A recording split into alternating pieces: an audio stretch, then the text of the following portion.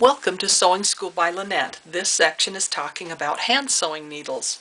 Hand sewing has been around just about as long as there have been people, and it actually predates the sewing machine as we know it, and even the treadle sewing machine. And it originally started out lacing leather, or whatever type of thing that could be in a string with through holes and that kind of thing. And even at the turn of the century, yeah, in a lot of cases, or a little bit before that, most garments were actually assembled by hand.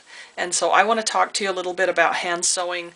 And I do a lot of my basting and that I sew a lot by hand, and so I'm very passionate about it. The other thing too is that you can make sure that everything's where you want it to be and it doesn't shift and that kind of thing. So there are all kinds of needles, and I don't know if you can see it, but this needle is a really fine short needle, and those are typically used in when you're doing very, very small stitches. A lot of quilters like to use the tiny needles.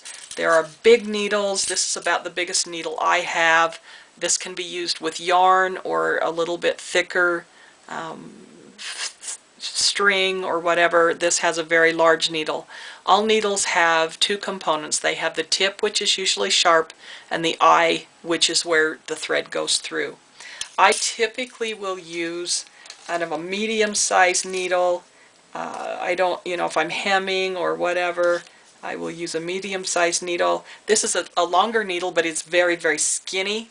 This is an extra fine beading needle, and it can be long or short. I have some short ones, but these are a little bit longer, and what you have to make sure of is that your eye of your needle is large enough for the thread that you're using, but that the needle itself is small enough that your bead can go through. And so I do a lot of bead work on my bridal and formal wear, and that too. You can also buy packages of a lot of different sizes, and then you can pick the one that feels the best to you.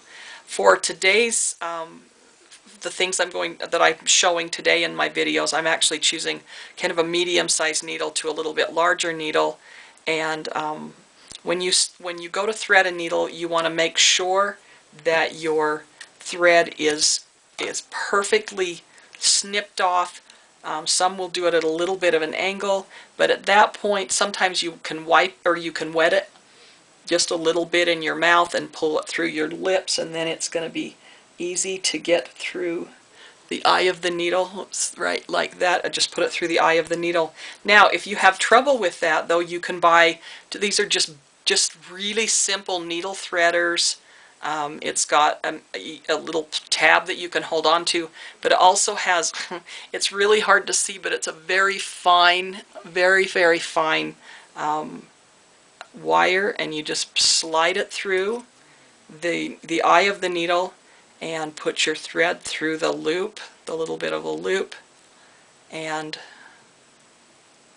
oops, it was misbehaving, and it's through there, and then you pull that back through the eye of the needle, and there your thread is through.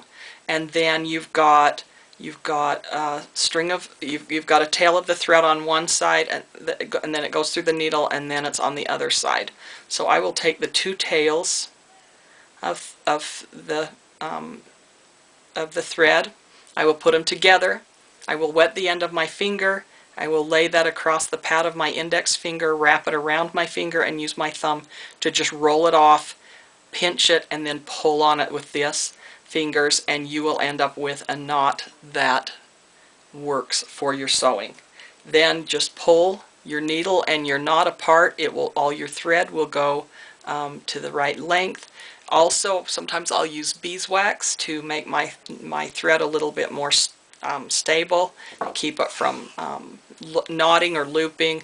It's not a perfect thing, because sometimes it will still loop, but it gives a little bit more stability in that. And that is about needles. Please be sure and show this video to your friends. Share it.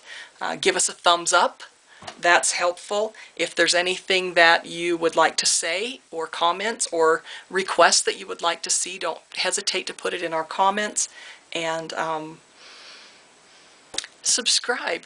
When you subscribe, it shows you. You will get a notification that that we've made new videos, and we're looking forward to having you meet us in the future. So thank you for joining me today.